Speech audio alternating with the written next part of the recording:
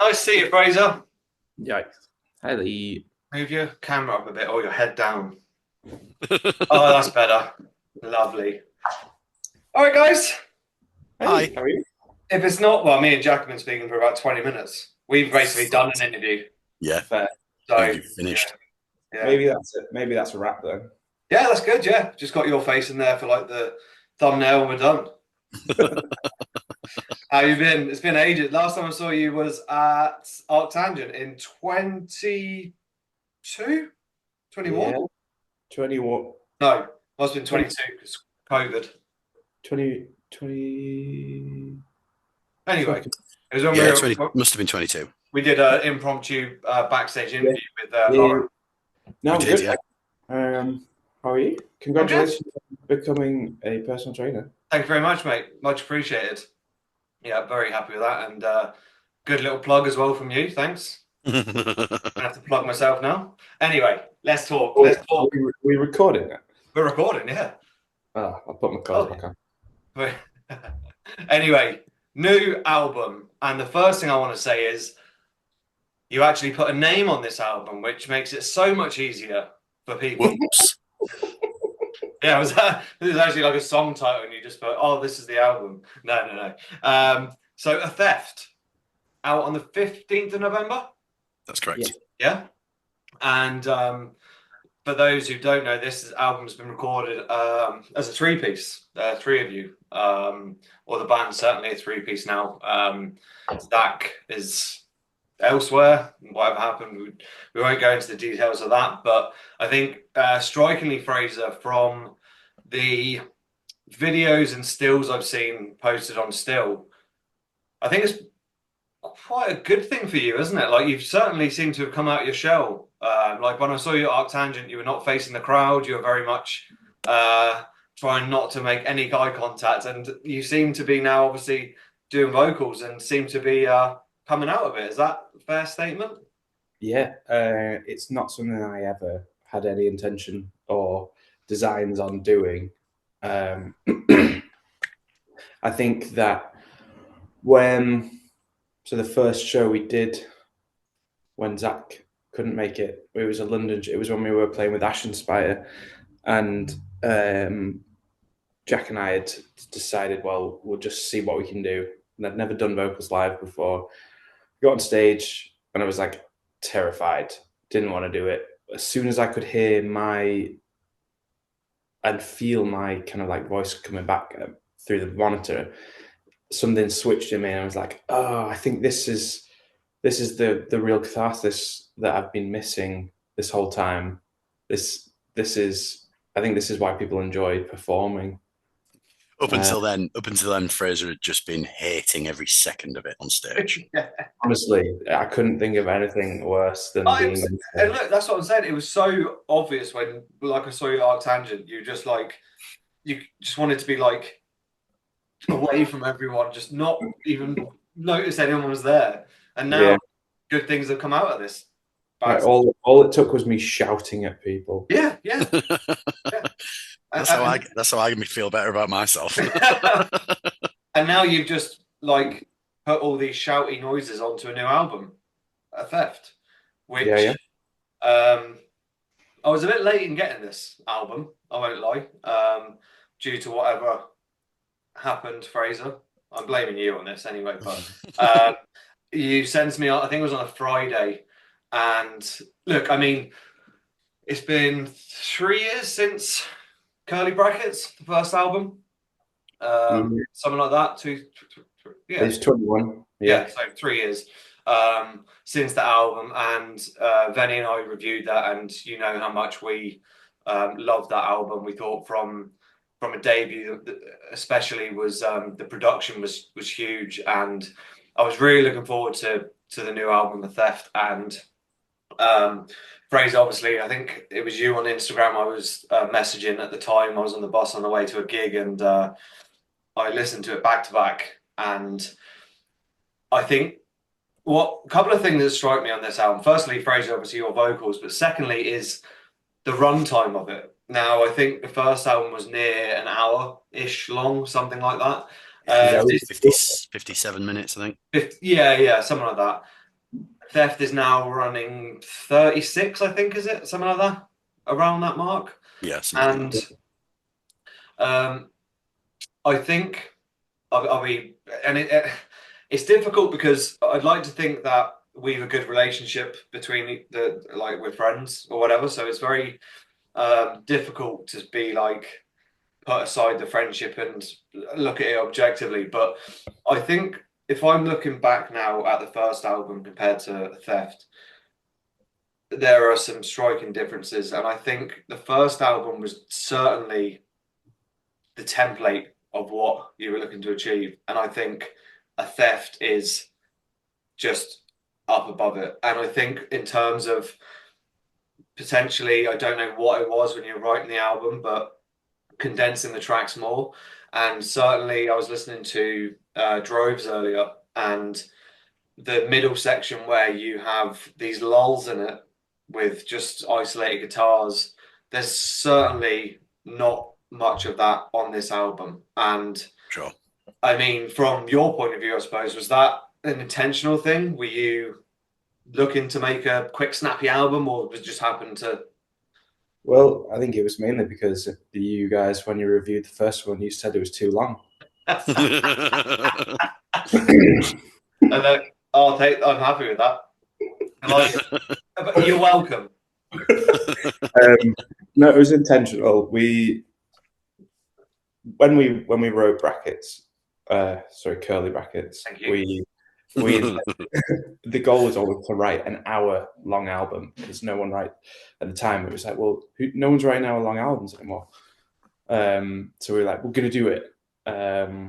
With this one, it was the intention. It was never really meant to be a full album. I don't think it was just let's write some things after that debut album, and then it just happened to become an album. We made an effort to, whereas the first album, it was about contrasting big and small, heavy and loud, heavy and soft. We were more about just being abrasive and more abrasive with this album. Mm-hmm. And the intention was to be fast, to be abrasive, and I think subject matter, what their album then became about, made sense that it was just all of that. We didn't need the nice bits anymore because it's not about a nice thing. Yeah, and I'll just come back to that in a minute, Fraser. But just on from a drummer's point of view, Jack. Obviously, the first album you would have had a lot more time to breathe in between sections of the songs. This album now is very much, as Fraser's touched on, abrasive. It's like 100 miles an hour. Did this improve you as a drummer, or did you find it challenging at times? I mean, I think for years I've always written drums that I can't play, and then the goal is to then obviously learn to play them as you go. I think if anybody's ever writing music that they're completely comfortable with, they're not doing it right. I think that is a big statement. Well, I just think in order to push yourself and keep things interesting, if you ever sort of standing still for too long, that feels like stagnation to me. I mean, realistically, I think the drums were just a result of what Fraser had provided. We had the idea of things being more abrasive. We had the idea of things being more unforgiving. So because of the lack of ambience, the lack of any kind of punch pulling, the drums had to just keep up. Mm-hmm. And it is awful. It's really tough, some of it. And we're kind of getting to a point where we're playing some of it live now, and it is tough. But I remember the first album being very similar to that as well. When we first started actually getting ready to record the first album, I was worried. I was thinking I should not have written these parts like this. I should have held back and made them a bit more balanced and a bit more kind of achievable. But then actually in the studio, you very frequently kind of find workarounds. Yeah. You don't need to be able to play it exactly like it's going to be live in the studio. And then once you've got it nailed down on the record, that's when you can go back and think, okay, now I need to get any kind of nuance that I achieved there and try and capture that in a live setting.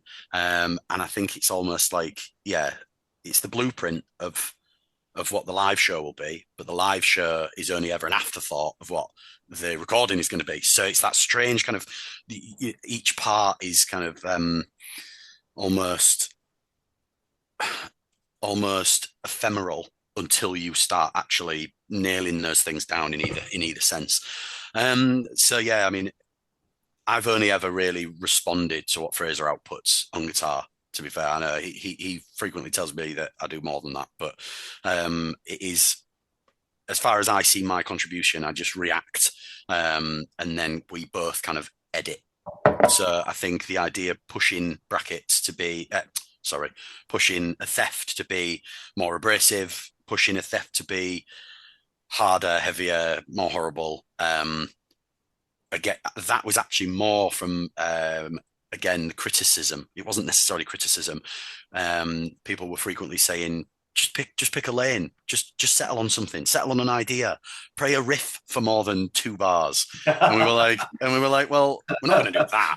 But part of it was, be careful what you wish for. And I think we wanted to make it where people would have otherwise potentially written something more accessible. We wanted to just go completely obtusely the other way, just to spite ourselves and be ridiculous.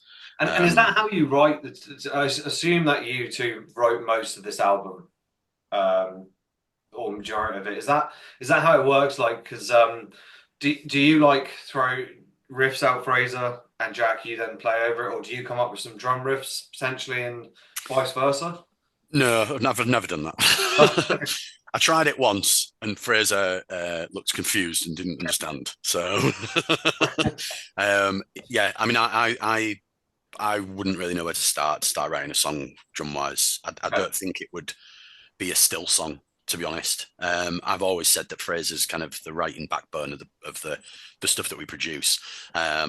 He doesn't like it when I say that, because then it's someone complimenting him, and he doesn't he like hates that. I think you're right. Actually, it's about time someone said it. It's about time. So yeah, I mean, I typically have always been quite happy to just react and see what happens. And I think Fraser typically has a collection of riffs that he's developed, or a collection of even like the bones of songs that he's developed over time, in the essentially in the sort of relief of what we've been recording or what we've been rehearsing or what we've been writing. He'll then have other things in the wings waiting to then bring to the forefront when we eventually go, right, that's kind of all done now. What should we do now? I'm bored of this. Let's start something else. And that's when the thing starts. And the first album took a long time essentially to write. We'd already started kind of writing most of it before Reprieve. The sort of EP came out, kind of in the bare bones. And then we kind of said, well, let's do something with Reprieve. It felt appropriate, so it kind of pushed the full album back. And then that felt like it was laboured, like it was a long time coming. Whereas a theft, while we've had it certainly in the waiting in the wings, hasn't been as long and drawn out as that. And I think that's where we're starting to enjoy finding our feet properly in being able to kind of work a bit more effectively, I think, in songwriting. And that only ever works because we've worked together for such a long time. And I think we very quickly understand each other's ideas and can typically synchronize on the things that we need to synchronize on, and interpret when a guitarist talks to a drummer, normally it's unintelligible nonsense. Whereas, it still is. But we both speak absolute rubbish. So we kind of get it. I think that we, like Jack said, at any given time, I always have a lot ready to go that I've been working on that maybe isn't like solidified by any means. But maybe in the early days, it was a bit more. I have an idea for how this is going to sound and how everyone else can then slot in around that. We've been writing together for so long now that I know anything that I have in my head. Usually, Jack's going to do something I haven't thought of. So I think we've got a nice. It's a lot more collaborative than I think Jack has just made it sound. Because I couldn't come up with most of what Jack does. I mean, in truth, if Fraser had his own way, I'd only be playing blast beats. Oh, just one continuous blast beat. Nothing One wrong with that. continuous blast beat. Nothing Yeah. wrong with that. Well, there is. I'd die. Yeah. But coming back to then what's interesting there, you're saying you had most of this album written just after the debut, or there roundabouts, or certainly not written, but maybe you had the shell of it and a few ideas floating around. And just on the album itself, Fraser, it's not a concept album; it's a real life sort of grief story, if you will. And I think it was around the time we actually met at Arctangent. Your dad was. I don't know if he was in hospital at the time or he was sick, but I remember meeting you there, and then sadly, obviously, he passed away. Which, at the time, I sent my condolences, and I reiterate that again, which must have been a horrendously difficult time for you.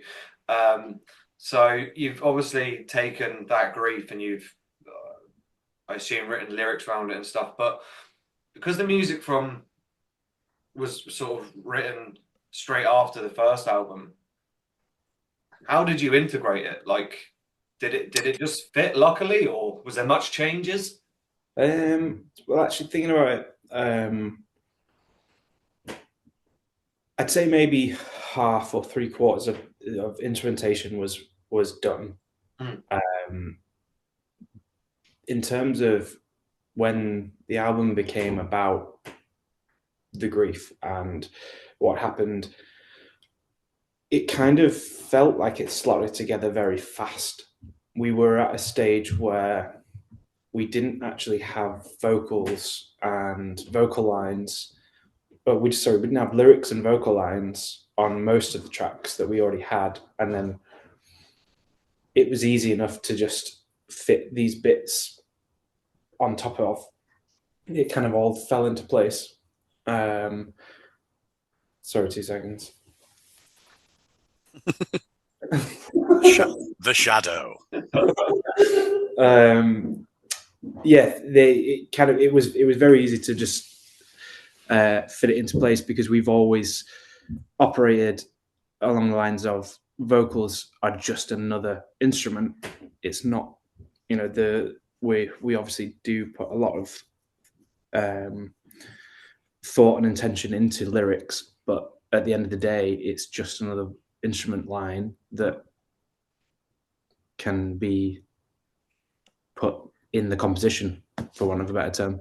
But I mean, yeah, I do understand what you're saying, and I've had this conversation with like Mountain Caller before, saying like, instrumental bands, I don't want to say pigeonhole, but they sometimes miss a trick, the fact that vocals are an extra instrument.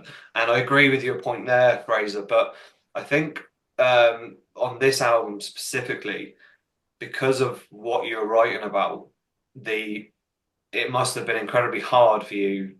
Sorry, I'm not putting words in your mouth, but to put this on paper from what you've done, whether that was cathartic or not, and then to sing the lyrics between the two of you, like I can not really imagine how it was.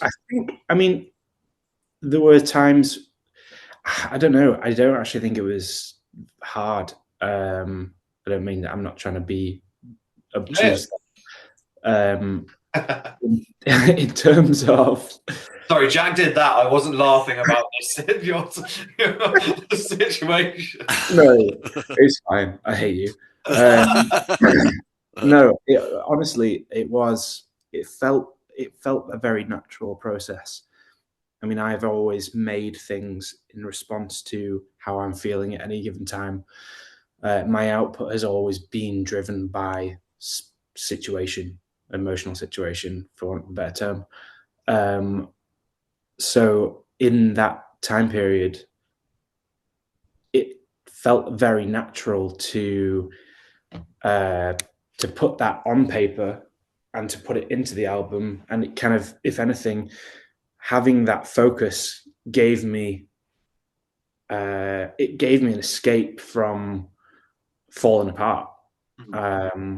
It was actually it was the focus for my grief at that time, and it helped me kind of deal with it a lot because it helped me actually start to quantify what I was feeling and what had happened. So actually, it feels like it was easy, and I think it got maybe more difficult the closer we got to recording when I realized, oh, this is actually happening, and I'm having to put this down in the studio when I was doing doing my vocal parts, because Jack, ironically, Jack actually does maybe more than half of the vocals on the new album. But when I was doing my own vocal parts, it was equally difficult and easy because it was just that like physical release. It was the first time that I'd actually properly done it. I don't think some of the tracks we'd even like worked out where some vocal lines were going to go. It was just a case of, we've got these vocals, Joe. Can you tell us if this is all right? And we just kind of like one took it, or I think you did one in one take. Maybe I did 3 tops. Yeah, we didn't do any more than 3. We've always relied on feeling, and like yeah, songwriting, it always comes down to what feels right at any given time, and that has seemingly never done us wrong, although we're not obviously our audience. And Fraser, I want to talk quickly about very, very quickly. You two seem very tight. I don't know in terms of like how long you've been friends, or whether it's just like the band has completely gelled you. But I just want to know from you, Fraser, like during that period when obviously your dad was in hospital right up to him passing, how much of a friend was Jack during that period? Not just a bandmate, but because obviously things would have taken a stop for a while for you, Fraser, to deal with the grief, and I'm sure Jack obviously was upset, but the band you're trying to write on. So how was Jack during this period? Jack who? Sounds like a real bad guy. Yeah. Well, no, in all honesty, I couldn't have done any of this without Jack. At the time, I was actually living with Jack. Oh, wow. So he was, unfortunately for him, he bore a lot of what I was going through. Yeah. I can't ever thank Jack enough for being there, or every worst thing that's ever happened to me in the last 10 years, Jack has been there for me, and caused them all. And I couldn't have done any of this. I wouldn't be in the place I am now if it wasn't for Jack. If that is. And Jack, like from your point of view, then seeing Fraser going through this must have been crushing for you. Like I said, I assume you were very, very close friends, and having to see him go through this must have been just horrendous from your part. I mean, yeah, absolutely. As Fraser said, we were obviously living together, and I mean, Fraser's always been very close. I remember meeting his mum like one of the first times, weirdly, and even by that time, Fraser and I were great friends. She, lived in Macclesfield at the time, and I remember she introduced me to some family friends as pretty much one of hers anyway. And that was so sort of heartwarming because it was obviously showed how linked Fraser and I were, and he obviously talked about the things that we did together in the band and all this sort of stuff, and it showed that we do have a pretty important friendship, I think. And I mean, it's difficult to really say that you'd want anybody to go through, that sort of feeling of loss and the experience of grief and the lows that you'd find. And I'd always be there. As absolutely cheesy as that sounds, it wasn't a conscious choice. It's just a given. Yeah. That's how we live and how we exist. And we are. Fraser often introduces me as his life partner, and he frequently did and confused a load of people, specifically at his father's funeral as well. No way. With his partner Sophie stood next to him. And he was like, "Yes, this is Jack, my life partner." And I was just like, "Oh, sorry." But yeah, I mean, absolutely. And actually, there is the songwriting process kind of suffused a lot of that time. Things were really, really rough. But I think, and as amazing as it was, we did have time off from rehearsing and sort of trying to get things ready. But every few weeks, Fraser would come back and we'd just go and jam and see what we could do. And they were quite freeing, and there was no pressure on it. There was no, because obviously being in a band, there's a lot of pressure to be relevant. There's a lot of pressure to be constant. And we just thought, well, actually, let's not worry about that. Let's just see where we are. Let's check in and, yeah, have a jam. And it was great fun. But then, when we were living together and things were being kind of then pushed towards where we were going, I think it was like after the fact, after Paul had passed away. It was when Fraser was writing the track Unresolved, and it's been through a few different names, to be honest. I nearly said the wrong name. And it was just kind of incredible. I've mentioned it before, to be honest, in another thing that we were talking about, but it was a real outpouring, and it was incredible to see. We had this vibe at the time. I think it was like middle of the day. It was quite a sunny day. I think I was working, and every so often he'd sort of say, "Oh, what's a better word for blah blah blah?" Or, "Do you like this? Does it sound blah blah blah?" And it was such a fluid, organic process that it went from nothing to having a fully written, song lyric wise in, I don't know, less than an hour. And there was so much authenticity to it and genuine, as I say, outpouring, that I still can't listen to that song without chills and without goosebumps and without that kind of welling sadness that was very real at the time. And it just brings it right back. And I think it's funny when you're saying about kind of generally just writing lyrics anyway, it did make me think about that. And I think when Fraser kind of goes through and wrote it, it wasn't as if there was this, he wasn't sort of like a windswept, poet on a shoreline gazing out. It was just sitting at a laptop, just kind of writing quite quickly to get it out. Cat GPT, give me some yeah. I'm sad. Yeah, give me some yeah. Don't tell anyone. But I think it's the idea that actually, when you're doing it, it's so difficult to find words to accurately show how you feel. Yeah. That metal bands, alternative, extreme music, all these lyrics never do it justice. All these people who are writing the most brutal, heartbreaking lyrics, I think they'd all agree that it just doesn't do it justice. The experience you've had can never be put into words. And I think that's sometimes why writing the lyrics feels a bit tawdry. You can be using these really kind of extreme examples, extreme memories, but actually it's so almost everyday, the words that you use every day. And that's why I think at certain times it can be quite easy to kind of process at that stage. I then think it's when you start to make it official and you realize that you're releasing that bird, that thing that you've nurtured from being absolutely, minuscule, you grow it and you nurture it into something that you then truly care about, and you don't realize how much you care about it until it's not yours anymore. And I think when we then went into the studio and Fraser was doing the actual vocals on Unresolved, we were all in tears because it felt very much like that position, like that point.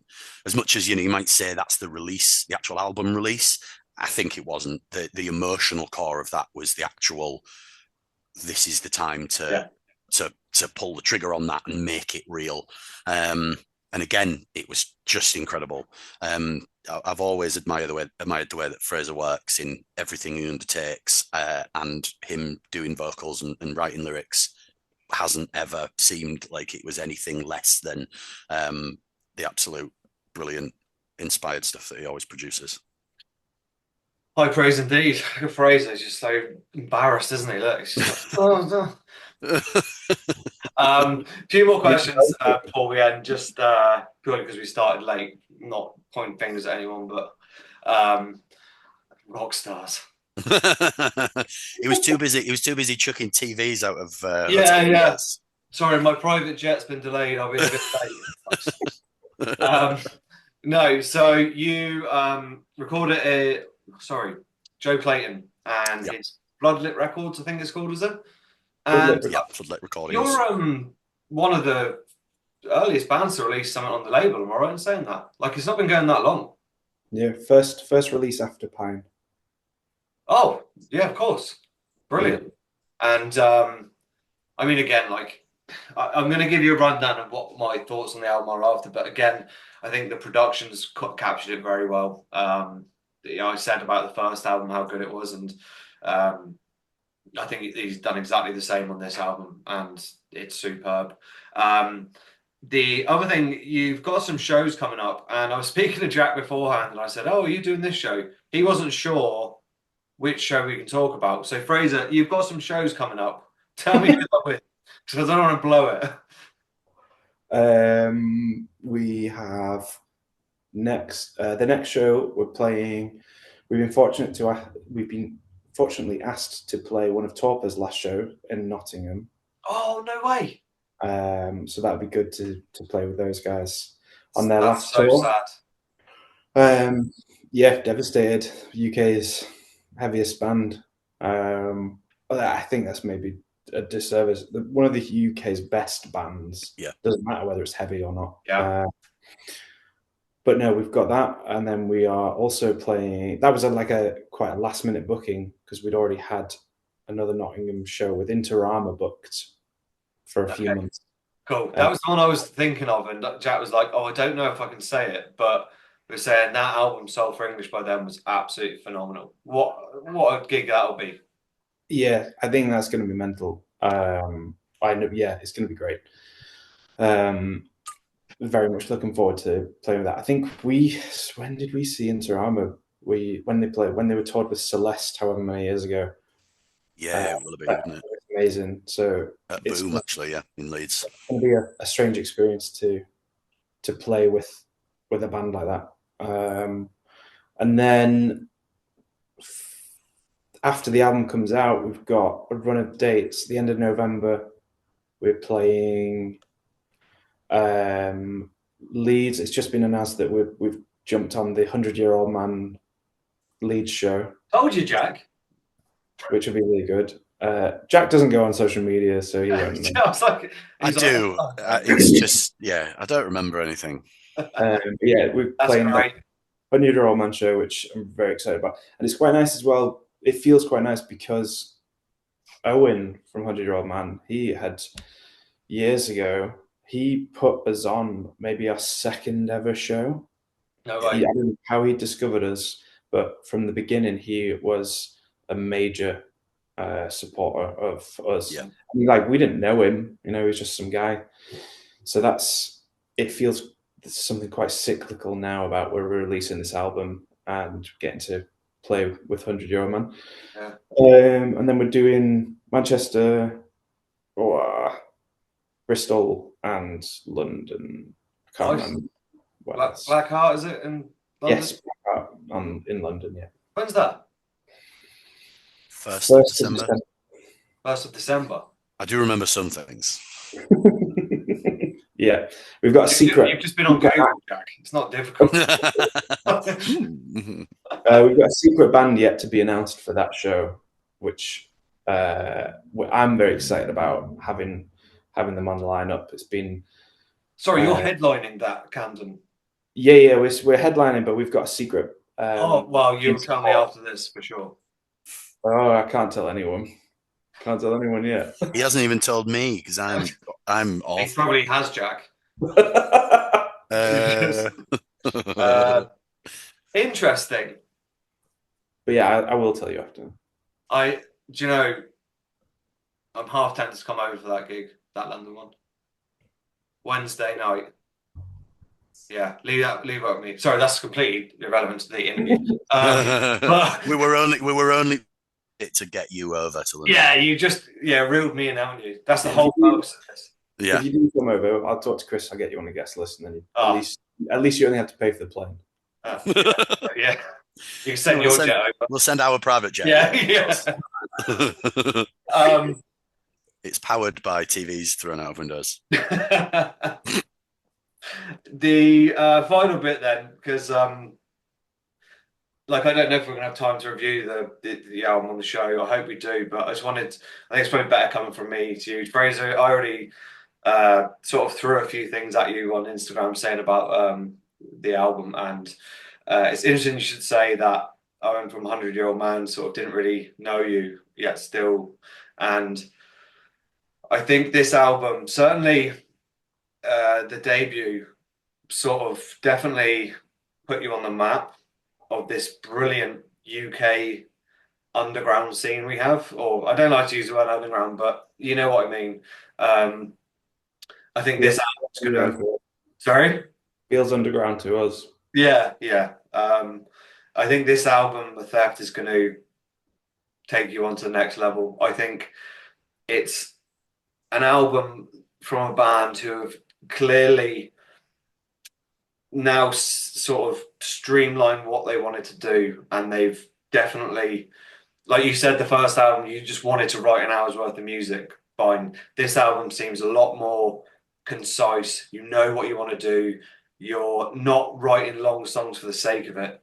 And I think this is, well, it's certainly up there, one of the best UK releases I've heard this year. And as I said, it's very difficult for me to separate the friendship and being objective as a band, but I would always be honest with you. And like I said to you, Fraser, I listened to this back to back. It's great. It really is. And I mean, the two tracks in the middle, or maybe not the middle, but Light into Dark or Dark into Light, whichever way around. Two of my favorite tracks on that album. I love the way the album flows as well. Like, you've clearly thought it through. It flows so nicely, and I think just huge congrats to you both. Obviously, you've come through a lot in the past 3 years since we met, and our time since then, and kudos to the both of you coming out the other side and creating this brilliant album, which I'm hoping everyone gets to hear because they need to. Thank you, man. It is excellent, and I'm not just saying that as lip service because you're here. I really do mean it. I think compared to the first album, which you know how much I loved, this is just A Theft is just, it's way up there, way up there.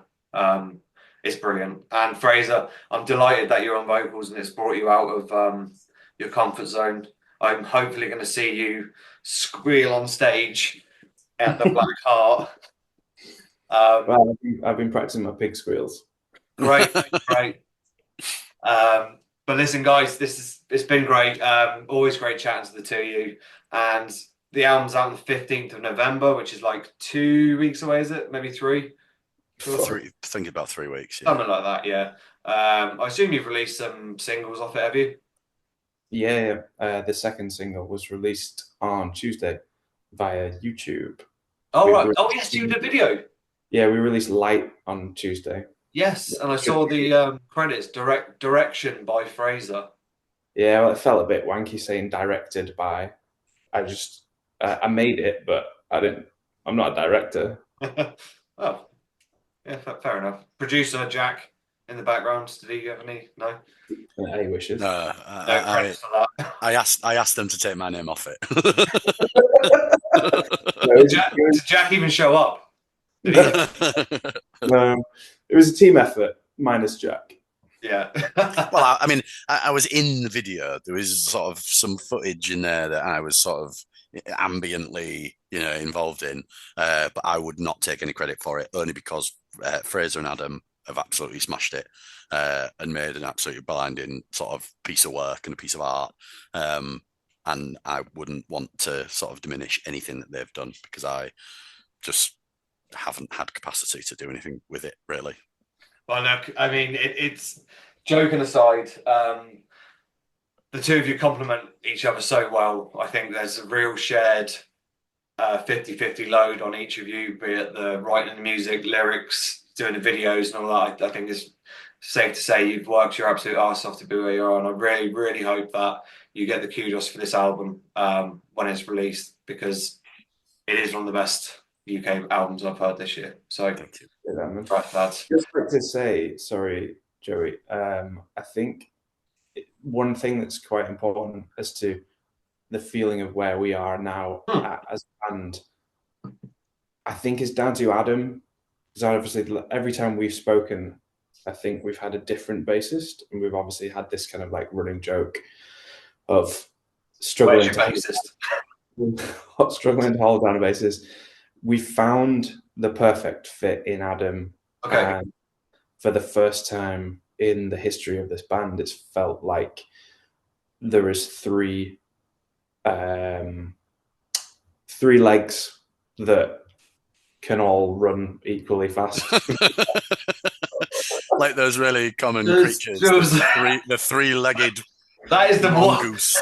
Worst analogy. Three legs that can run really fast together. Hey, I put everything I've got into the album. That's going in the blooper reel for sure. Let's workshop a better analogy then. Come on, someone give us a better analogy. Well, like three legs that can dance. Yeah? Okay, you're not going for that You're one. like three legs that can run in a six-legged race really fast. Yeah. Yeah. That's perfect. It's better than what Fraser come up with. I mean, marginally. We're like when a dog loses a leg and it can run faster than it could run with four legs. Yeah. That old one. Classic. That classic. Yeah. That old chestnut. Joking aside, yeah. a lot of the comfort that we have found in, well, not comfort, but like the stability that we found in what Still Now is down to Adam and the work that Adam puts in, even though he's down in Norwich.